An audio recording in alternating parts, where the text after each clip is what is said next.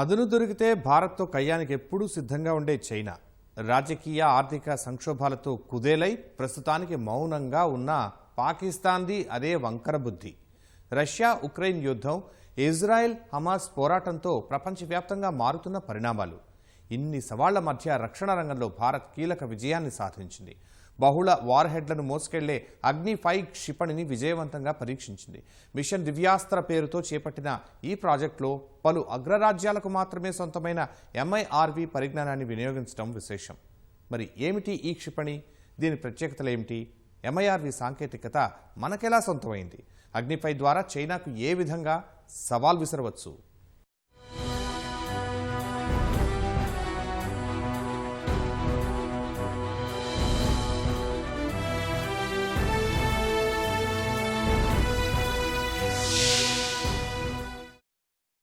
రక్షణ అంతరిక్ష ప్రయోగాల్లో ఇటీవల కాలంలో అగ్రరాజ్యాలకు తీసిపోని విజయాలు సాధిస్తున్న భారత్ ఆ దిశగా మరో ఘనతను సాధించింది. శత్రువుల గుండెల్లో రైళ్లు పరిగెత్తిస్తూ అత్యంత శక్తివంతమైన అగ్ని-5 క్షిపణిని భారత్ సోమవారం విజయవంతంగా పరీక్షించింది. ఒడిశాలోని APJ అబ్దుల్ కలాం దీవి నుంచి ఈ ప్రయోగం జరిగింది. భారత రక్షణ పరిశోధనా సంస్థ DRDO మిషన్ దివ్యాస్త్రలో భాగంగా పూర్తి స్వదేశీ సాంకేతికతతో అగ్ని-5ను రూపొందించింది. అగ్ని-5ను DRDO గతంలో అనేకసార్లు ప్రయోగించినా సోమవారం జరిపిన ప్రయోగానికి ఉన్న ప్రధాన ప్రత్యేకత దీనికి తొలిసారిగా multiple independently targetable reentry vehicle MIRV పరిజ్ఞానాన్ని వాడటం. శత్రువుకు చెందిన అనేక ప్రాంతాలపై ఒకేసారి దాడి చేసేందుకు ఈ పరిజ్ఞానం దోహదం చేయనుంది. MIRV పరిజ్ఞానం మాత్రమే కాదు, ఇంకా అనేక ప్రత్యేకతలు కలిగి ఉన్న అగ్ని-5 భారత రక్షణ దళాల అమ్ముల పొదిలోని ప్రధాన అస్త్రాల్లో ఒకటిగా ఇది నిలవబోతోంది. భారత రక్షణ శాస్త్రవేత్తల సత్తాను మరోసారి సగర్వంగా చాటబోతోంది.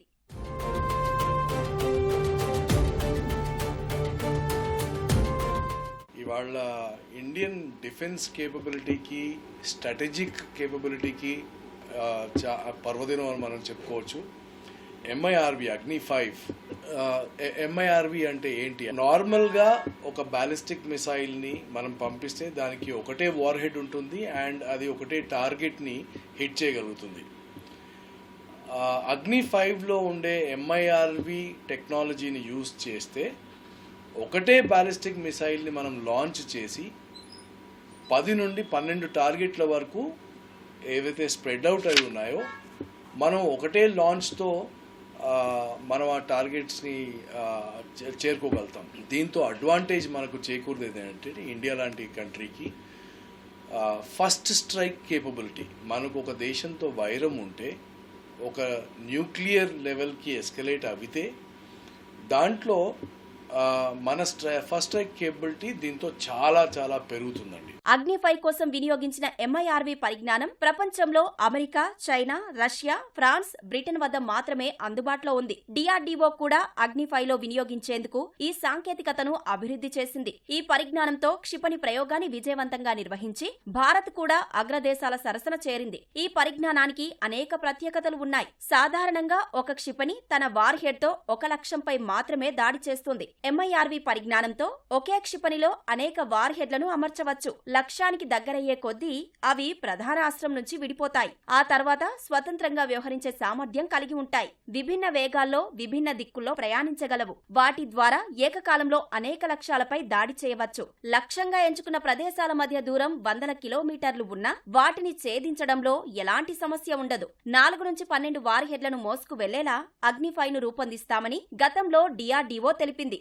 అగ్ని-5 క్షిపణికి ఉన్న మరో ప్రత్యేకత ఇది ఛేదించే లక్ష్యం కోసం నిర్దేశించుకున్న దూరం. 5000 కిలోమీటర్ల దూరంలోని లక్ష్యాలను ఛేదించేలా దీన్ని రూపొందించారు. ప్రధానంగా చైనా నుంచి ఎదురయ్యే ప్రమాదాలను తిప్పికొట్టే లక్ష్యంతో తయారు చేశారు. చైనా భూభాగం మొత్తం అగ్ని-5 క్షిపణి పరిధిలోకి వస్తుంది. పాక్ సహా యావత్తు ఆసియాతో పాటు ఐరోపాలోని కొన్ని ప్రాంతాలు కూడా దీని పరిధిలో ఉన్నాయి. ఇప్పటికే భారత సైనిక దళాల్లో సేవలు అందిస్తున్న అగ్ని-1 శ్రేణి నుంచి అగ్ని-4 శ్రేణి వరకు ఉన్న క్షిపణులు ఇంతకంటే తక్కువ లక్ష్యాన్ని కలిగి ఉంటాయి.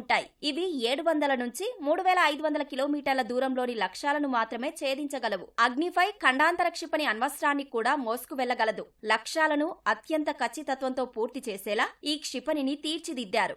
శత్రువు కంటికి ఏమాత్రం చిక్కకుండా లక్ష్యాలను ఛేదించగలదు అగ్నిఫై క్షిపణి. సాధారణంగా శత్రువు క్షిపణులను అడ్డుకొని గాల్లోనే ధ్వంసం చేయగల సాంకేతికత చాలా దేశాలకు అందుబాటులో ఉంది. అయితే అలాంటి అవకాశం అగ్నిఫై శత్రువుకు ఏమాత్రం ఇవ్వదు. MIRV పరిజ్ఞానం ఇందుకు దోహదం చేస్తుంది. బాలిస్టిక్ క్షిపణులు లక్ష్యానికి చేరువయ్యే ముందు భూ వాతావరణాన్ని దాటుకొని పైకి వెళ్తాయి. లక్ష్యాన్ని చేరుకునేందుకు తిరిగి భూ వాతావరణంలోకి వస్తాయి. అలా రావడాన్ని రీఎంట్రీ అంటారు. భారత్ రూపొందించిన MIRV ద్వారా క్షిపణి ప్రయోగం జరిగిన తర్వాత లక్ష్యాన్ని నిర్దేశించిన వార్ హెడ్లు భూ వాతావరణంలోకి రీఎంట్రీ అయితే వాటిని అడ్డుకోవడం శత్రువులకు వీలు కాదు. కారణం DRDO తయారు చేసిన MIRVలోని అన్ని వార్ హెడ్లకు ఉన్న గైడెడ్ కంట్రోలింగ్ ప్రత్యేక ప్రోగ్రామింగ్ వ్యవస్థలు, ఖచ్చితత్వంతో దూసుకు వెళ్లేలా సెన్సర్లు ఉన్నాయి. వార్ హెడ్లు ఒక్కసారి భూ వాతావరణంలోకి రీఎంట్రీ అయితే అత్యంత ఖచ్చితత్వంతో లక్ష్యాలను ఛేదిస్తాయి. దీని ద్వారా శత్రువుకు భారీ నష్టం తప్పదని శాస్త్రవేత్తలు తెలిపారు.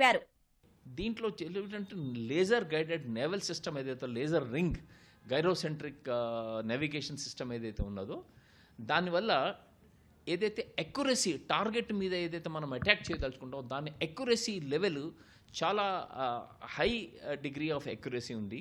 దాదాపు సింగిల్ డిజిట్ అక్యురసీ కూడా వచ్చే అవకాశం ఉంది, వచ్చే ఛాన్సెస్ వచ్చిందని కూడా చెప్పి మనకి రిపోర్ట్స్ అందినమాట. ఇది ఒక మూడవ ముఖ్య విషయం అనమాట. నాలుగో విషయం ఏంటి అంటే ఇది రోడ్ మొబైల్ మీద, అంటే ఒక చోట ఫిక్స్గా ఉండకుండా రోడ్డు ద్వారా దీన్ని మొబైల్ మనము క్యానిస్టర్ బేస్డ్ సిస్టమ్ అంటారంట దీన్ని. ఈ క్యానిస్టర్ బేస్డ్ సిస్టమ్ని రోడ్ మొబిలిటీ ఎక్కడికంటే అక్కడ కూడా మనం తీసుకెళ్ళేసేసి మన స్ట్రాటజిక్ ఫోర్సెస్ కమాండ్ ఏదైతే ఉంటుందో అక్కడ వాళ్ళు దీన్ని డిప్లాయ్ చేసే అవకాశం ఉంటుంది అని చెప్పేసి కూడా మనకు తెలిసిందంట. అగ్నిఫైకి సంబంధించి DRDO వివిధ దశల్లో ప్రయోగాలు నిర్వహిస్తుండగా తొలిసారిగా 2012లో వీటిని జరిపారు. ఆ తర్వాత వివిధ దశల్లో కూడా ప్రయోగాలు విజయవంతం కాగా అగ్రదేశాలకు మాత్రమే సొంతమైన MIRV సాంకేతికతతో దీన్ని పరీక్షించడం ఇదే తొలిసారి. ఆసియా మొత్తం ఈ క్షిపణి పరిధిలోకి వస్తున్నా దీన్ని చైనాను లక్ష్యంగా చేసుకుని తయారు చేయడానికి అనేక కారణాలు ఉన్నాయి. ముఖ్యంగా తూర్పు లద్దాఖ్లో చైనా అదును దొరికితే భారత్తో కయ్యానికి కాలు దువ్వుతోంది. 2020లో తూర్పు లద్దాఖ్లోని గల్వాన్ లోయలో చైనా దుందుడుకు చర్యలను భారత్ మర్చిపోలేదు. చైనా సైనికులతో జరిగిన ఆనాటి ఘర్షణలో 20 మంది భారత జవాన్లు వీరమరణం పొందగా ఆ తర్వాత కూడా తరచూ కవ్వింపు చర్యలకు దిగుతోంది చైనా. ఇటీవల ప్రధాని నరేంద్ర మోదీ అరుణాచల్ ప్రదేశ్ లో జరిపిన పర్యటనపైన వివాదం రాజేసింది. సరిహద్దులోని తూర్పు ప్రాంతంలో భారత ప్రభుత్వ అధినేత పర్యటించడం పట్ల తాము అసంతృప్తితో ఉన్నామని చైనా విదేశాంగ శాఖ తెలిపింది. చైనా వాదనను భారత్ తీవ్రంగా ఖండించింది. చైనాతో మళ్లీ వివాదం చెలరేగిన సమయంలోనే ఆ దేశాన్ని లక్ష్యంగా చేసుకుని రూపొందించిన అగ్నిఫై క్షిపణి ప్రయోగం విజయవంతం కావడం ప్రాధాన్యతను సంతరించుకుంది. ఈ అగ్నిఫై లాంచ్ ప్రత్యేకత ఏంటంటే దీంట్లో మనకు మిసైల్ రేంజ్ అత్యధికంగా పెరిగింది. ముందు అప్పటికప్పుడు మిసైల్ రేంజ్ మనది 3500 కిలోమీటర్లు ఉంటే ఇప్పుడు అది పెరిగి 5000 కిలోమీటర్లు పైగా అయిపోయింది.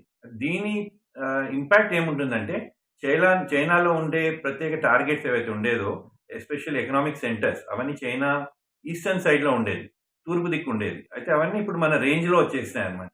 అయితే ఇది ఈ మధ్యలో మన ప్రధానమంత్రి కూడా అరుణాచల్ ప్రదేశ్ ఏరియాస్లో టూర్ చేయడం జరుగుతుంది.